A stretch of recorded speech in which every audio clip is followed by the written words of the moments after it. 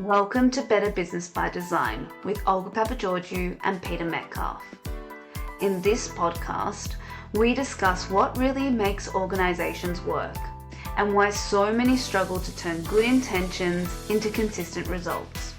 Through our work with leadership teams, we've seen that better performance doesn't happen by accident.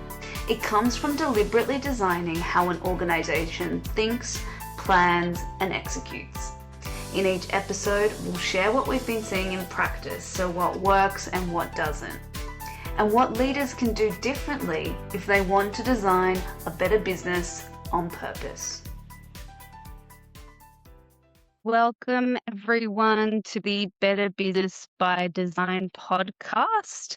This is our first episode. I'm very excited to be here, but the big question is, who are we with? So I have Peter Metcalfe in front of me and I'm olga-papageorgiou. How are you, Peter? Yeah, I'm good, Olga. Great to be here. Yeah, Thanks for inviting me to come and chat with you and yeah, talk all things business. It's great to be yeah. here. Well, surprise, you're actually going to be on every podcast.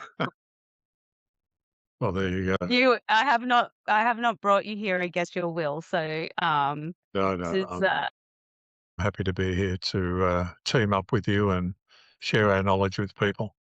yeah.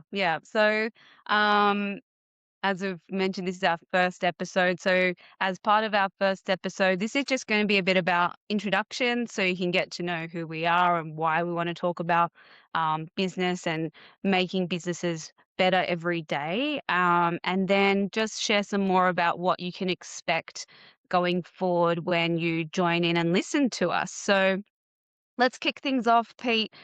Tell us a little bit about yourself Yeah, definitely. from Well, when as you you can were see, born. yeah. Well, it depends how far back you want to go. No. You can see by my grey hair that I've been around a while. I'm an English guy, but I've lived in Australia most of my life. And my business career has essentially been in the food and beverage industry, fast-moving consumer goods. I started my career with a company called Kraft Foods way back in many decades ago. And I started in finance, and I quickly saw the light. And after 5 or 6 years, I had an opportunity to move into the sales team. So I joined the Victorian sales team there. And then I worked my way through the organisation through into the marketing team. I spent 17 years at Kraft Foods before I was headhunted across to another famous organisation called Cadbury Schweppes. And I spent 11 years at Cadbury Schweppes, mainly working in marketing, strategy, and also in an area that you and I are both very passionate about, sales and operations planning, and more latterly, integrated business planning. Yeah. And after 28 years in industry, I started to think it was becoming a little bit like Groundhog Day every day, and I needed something different to do. So after a lot of career counselling, it sort of worked out that perhaps a guy like me, with the years of experience that I have, I should be maybe sharing some of my knowledge and experience with other people. So the consulting world was recommended.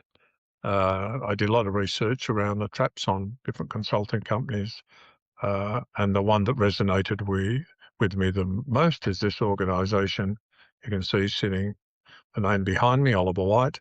I'd been involved with Kraft and with Cadbury Schweppes on a couple of big business transformation projects.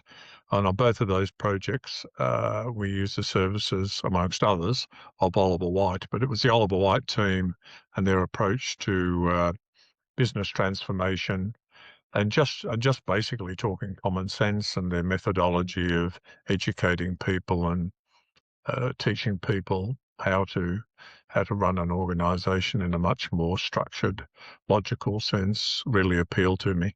So Yeah. so I ended up joining Oliver White, and that was 18 years ago. So I've just ticked over my 18th anniversary with Oliver White. Wow. Yeah, so I'm becoming one of the one of the old employees, if you like, or partners within the organisation. Yeah. The beauty of Olive White is that, I guess it's we're working with different organisations every day, every week, Yeah. and it keeps the passion burning because there's always Mm. some new challenges, and hopefully we can talk a lot about that as we continue this series of discussions every week. Yeah, So definitely. that's a little bit about me. Yeah, excellent. So I'll give a bit of a Yeah. background What of about who you? I am. So, yeah, my background is quite varied. I might be what one would say a typical millennial. I've worked I worked in industry for a bit over 15 years. My career started in the pharmaceutical industry in treasury. And the reason why that happened was I did a science degree and I finished my science degree at a very excellent time known as the global financial crisis. Good timing. And not many jobs for scientists fresh out of uni. I decided not to do a PhD. Wasn't Felt like it wasn't for me, and I thought I will just find something that I can tap into. Thinking, oh, I can just get out and like go back into science when things cool down. Spoiler, that didn't happen. So so I ended up finishing my science degree. I did as I was doing a master's of finance, I got into a role in treasury at this pharmaceutical company. And quite quickly, similar to your background, I got poached into sort of like a sales role, which is a category role. And I learned all about retail, the pharmacy channel, and driving category growth at very early in my career, which was really exciting because that's actually when category, I would say, it had been around for a while, but it was still finding its legs as to what Mm. category management is and what is best practice category management. So to have guidance from people that were kind of pioneering that thinking was really great. And then, yeah, so I that was in Melbourne. In 2010, I decided to move to Sydney and I stayed in the health space for a while doing similar things. And then I made the jump into food and beverage manufacturing like yourself. Mm. And in that space, I primarily focused on finance business partnering, particularly in the sales and marketing side of the business. Across companies like George Weston Foods, Mars, and then later on in my career, I joined PepsiCo, which is when I started really getting into change and transformation. So I led an integrated business planning transformation. I led some digital transformation projects. I also led business optimization projects. So had a lot of fun, and that's where I always was interested in making things better, but that was when I formally kind of Mm. got the bug for wanting to be part of change and transformation forever. Um, yeah, so did that, and then towards the just before I left and hopped the fence over into advisory, I also did a little bit of time in financial services, which seems a bit odd, but basically what happened was because I like racking up degrees. I did a degree in data science, leadership, Right. and strategy. Um, so I have that master's degree as well, and I wanted to really explore how I could apply it. And so when I went into financial services, I was embedded in a technology function, and I was helping them make commercial decisions about how technology spend is being utilized. Is it driving value for the business? What is the true cost of ownership of your technology portfolios? So some really interesting projects on the tech side to kind of round out my industry knowledge. And that's where I also got exposed to agile methodologies and best practice in that space as well, which was it was a really great experience. Financial services is not my cup of tea. I could Yeah. confirm by the end of that. And at that time, um, Oliver White, a role at Oliver White Asia Pacific popped up, and I thought, this is great because I love change and transformation. I love integrated business planning and all the subsets of things that we help organizations with. And I took the bull by the horns, and here I am. So it's still early days, right? So I joined in July 2024. So it's just been over a year and a half, but it's been lots of fun. I've been learning a lot and worked with so many different companies. So yeah, that's a little bit about me. Um, I forgot to ask you, Pete, Yeah. because we're not just consultants, right? We have lives outside of consulting. Is there anything that you do outside of work that you're super passionate about? I have one thing that pops immediately to my head when I think about you outside of work. Oh, really? Yeah. Wow, that's, I'd be interested to know what that is. The three letters AFL. Oh, AFL, yeah. I'm a passionate AFL supporter and more importantly, a Carlton supporter, so don't Yes. hold that against me. For those That's who may be listening outside of Australia, we're talking about Australian rules football, and Carlton is a very long. It's one of the original teams, right? Like yes, it's it over is actually. 100 years old, right? Yes, yeah, yeah, Yeah. yeah. And they've been a part of my life for most of my life. So, yeah, I mean, down here in Melbourne, we're pretty crazy sports mad. So, Yeah. most people has a team and, most people get involved with it. So that's something that keeps me busy during the winter months. During the summer months, the sports theme continues. I don't play sport anymore, although I think I probably still should. I'm putting on a bit of weight, but, I love cricket as well. I love tennis. So anything sporty, anything Yeah. outdoor. As I am getting older and my poor old legs don't run as well as they used to do. I do a lot of walking, a lot of Yeah. hiking. Yeah. So that keeps me busy at the weekends and allows me to clear my mind Mm. and continue to think about how I can help organisations improve themselves. Yeah. What about you? That's awesome. What's your sporting Yeah. or pastime Yeah. passion? I have a few like things that I like doing outside of advising clients. So I really actually enjoy gardening, even though I'm terrible at it. So I have some veggie patches that so they have it's about a 50% success rate, I would say. It's my I need to spend a bit more time really nutting out what I'm doing wrong, but it's just more of a hobby than full Yes. on gardening. I've done martial arts for most of my life, and I teach self-defense outside of work, which is Mm. quite interesting because I always find there's parallels between the mentalities of martial arts and the corporate world, and particularly around self-awareness. I Mm. think if I wasn't a martial artist, my business career would have gone very differently, I think, because it tempered me a lot to be more aware and more sensitive to how others are operating around me and how I need to Mm. respond to how people are changing around me, Mm. which took a lot of time to do, by the way, because Yeah, I can imagine. my nature is a very fiery Greek nature. And similar to you, I love the outdoors, love camping and hiking and walking. So outside of this, I try and get outdoors as much as I can. Yeah. Something else that you just prompted me to think about the variety of the work we do, Yeah, uh, and how we fit that into our passions yeah, outside of work. And that's another one for me is travel. yeah, I just love traveling and more so international.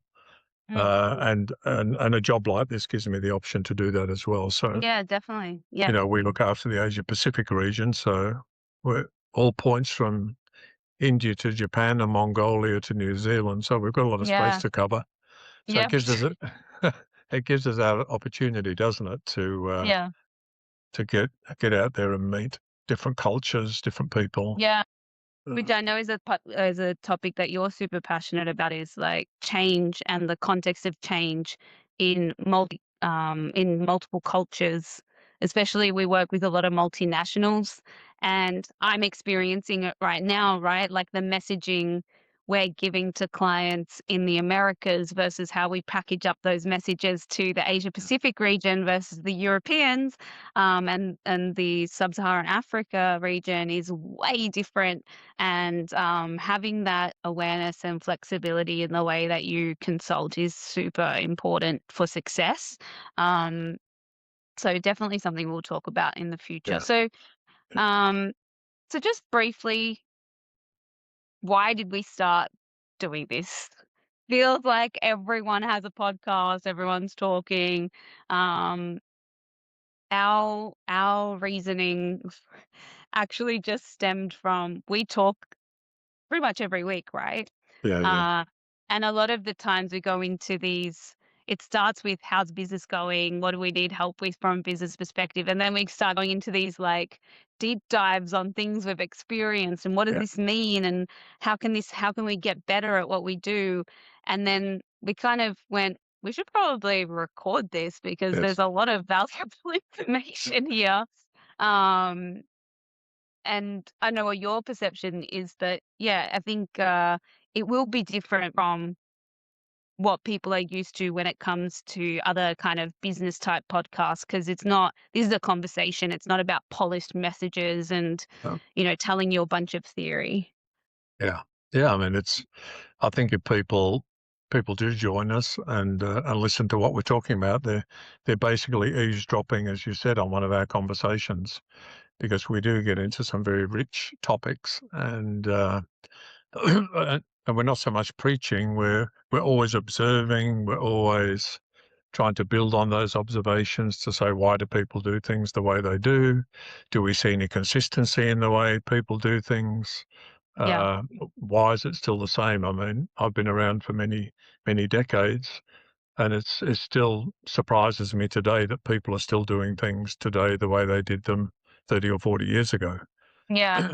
So why is it? And what's that magic thing that we can, maybe you and I can contribute to the broader business world to try and help business executives move the dial a bit Yeah. on a day-to-day, week-to-week basis to just make themselves better and their businesses better. Yeah. Yeah. And I think just predicated on that is, as being part of the Oliver White organization, we as Oliver White has been around for a very long time, and there's a lot of information that Oliver White has disseminated to the business world. So there will be some of our views that are predicated on the Oliver White body of knowledge, Yes. particularly the Class A standard for business excellence. And I'll put a link to that in the show notes so people are aware of what we're talking about. And you might hear some vernacular of ours that refers to that.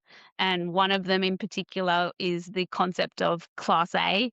Um, and we'll whenever we do that, we'll make sure to kind of explain ourselves so you don't feel lost. But basically, Oliver White pioneered a lot of business standards of excellence back in the 80s, and we continue that legacy today. So we're constantly evolving. What does it mean to be best practice?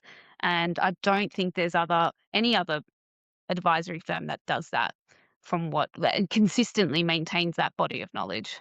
Yeah. Yeah. It's quite unique, isn't it? And it Yeah. does go back many decades. 1969 is when Oliver White himself started the organisation. So, and back then he wasn't, the people that he was working with as associates probably weren't having as broad a conversation about Yeah. business as what we are doing today.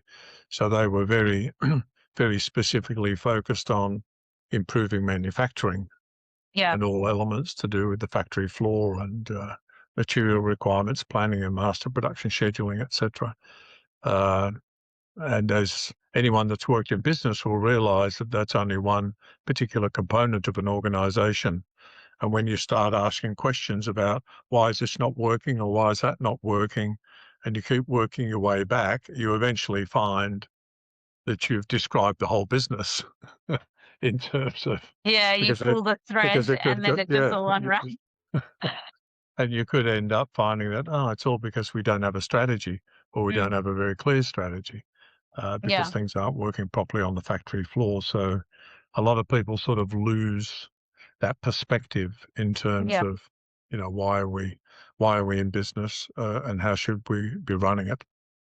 Yes. Yeah. And because of that, you know, there is that piece around Oliver White is perceived as kind of like a fast-moving consumer goods manufacturing type consultancy, but actually over the last 50 odd years, we've evolved to much more than that. We've applied the principles that we've seen Yeah, to all sorts of industries, because that's what's been discovered over time to effectively run a business. It's not about tasks; it's about principles that you need to embed in your business for success.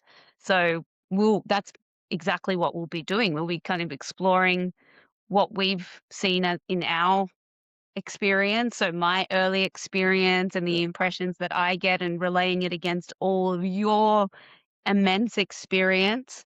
And then, discussing these kind of misconceptions that come through about best practice or what it means to successfully change or what is strategy, what is planning. All there's such a plethora of topics to talk about, which we kind of went, oh, we could probably run this podcast for many years and not run out of things to say. And also we're thinking about inviting people in our broader network that have perspectives on these things, not just Oliver White consultants, but people outside of that, potentially some clients or even thought leaders in the same space that might have different views to us, which is great because that's how we get better advice to clients is by hashing out some of these different views on how to approach organizational design and structure and planning. yeah, So, yeah, anything you'd like to add about where we're going and the journey that yeah. of Well, I think podcasting that we're about to undertake? there's something that pops up quite a lot, isn't it? And you just touched on it briefly there. Is that when we're working with organisations and they and they generally think that we have a very manufacturing focus, Yeah. uh, and without exception, every company that I've worked with, either as an employer or consultant to, they all say we're different. You don't Mm, understand us. And to a degree, I agree with that comment because, of course, all companies are offering different products or different services, and their way of manufacturing and their route to market, etc., might yeah. be different. But at the end of the day, there are still common elements across all Mm, organisations, and something that we can dig deeper into as we go through this series of podcasts is that every organisation has products or services. Every mm-hmm. organisation has to generate demand for them, and every organisation has to supply those products and services to their chosen customers. So, Most definitely. so there is this common denominator, isn't there, Yeah. across all organisations? And Yeah. whilst yes, organisations are unique, and that's one of the things that keeps us passionate and keeps us burning and going, is that every time we walk into a company, we find that yes, there are different things and unique things, but at the end of the day, there's a lot of commonality too. There's this Yeah. common denominator. Uh, and just even trying to explain that to executive teams and getting them to unravel all the complexity that they've got themselves into Yeah. to try and bring themselves to a more standard model of operating Yeah. or just even the vision and the perception of what their Yeah. business is, that Yeah. whilst I say it's complicated and complex, yes, it Yeah. is, but it's also equally quite straightforward. Which, Like, yeah. yeah, and trying to just, I guess an essence of our work is to turn complexity into simplicity Mm, or straightforwardness and get yeah. people to see that, yes, I do acknowledge you've all got your own challenges and your own issues, and there's things that keep you awake at night. But Yeah. if you can start to reorder the way you actually do things within your business, well, then maybe you'll Yeah. find that it's a lot more straightforward and more logical. Yeah. I completely agree. And something to talk about in the future is there are routines that you need to understand how they work, and those things need to run routinely. If Yes. all your processes are an edge case and novel every single time you run them, then you're going to be in a world of pain if you're running a business. So if your invoicing is not standardized, if your cash conversion cycle seems to be weird every single time, if your procurement process is extremely convoluted and seems novel every single time, you're just sucking the productivity out of your organization. And then when true exceptions appear, it's just overwhelms the organization, because just running the day to day feels so exhausting. Having these like bigger existential problems become harder to navigate because you've never given yourself the time to prepare for truly novel events. Yeah, sure. Um, so, we uh, both of us encourage organizations to be learning organizations, and so does Oliver White as a whole, because by being a learning organization, you can start to really unpick what is standard, what is truly exceptional, and then organize yourselves around that. So, and that's what we help you navigate, really. Like people, what is it? Like I often say to people come for the process and stay for the change. Well, given that explanation, do you think there's a misconception about what Oliver White is in the Yeah. business community sometimes? Yeah, and I think that maybe for one of our episodes in the near future we can kind of discuss that, because it is something. When I first joined, I noticed when I was telling people, it was there were some things I was like, oh, actually we do a lot more than that. Because probably we should get better at advertising what we actually are about and what we do. But Yeah. well, I think that's a pretty good summary of where we're going, what we're doing, who we are. I think we'll leave it there. But before closing and saying goodbye to our first listeners, is there anything you want to add? Oh, just strap in for the ride. We've got lots to talk about. Lots to talk about. And Yeah. some of it will be obvious and some of it might be controversial. Yeah. And I'd like to think we can be we can be quite thought-provoking in Yes. terms of the things that we introduce. Yeah. And hopefully it'll stimulate people's thinking back in the workplace. Yeah, definitely. And before closing off, my even if one person listens and gets like a lot of value out of it, we've done Yes. mission accomplished kind of thing. However, our vision for this podcast is that people engage with us. They can leave comments, write into us. So if you want to email us, you can email us at information@oliverwhite.com.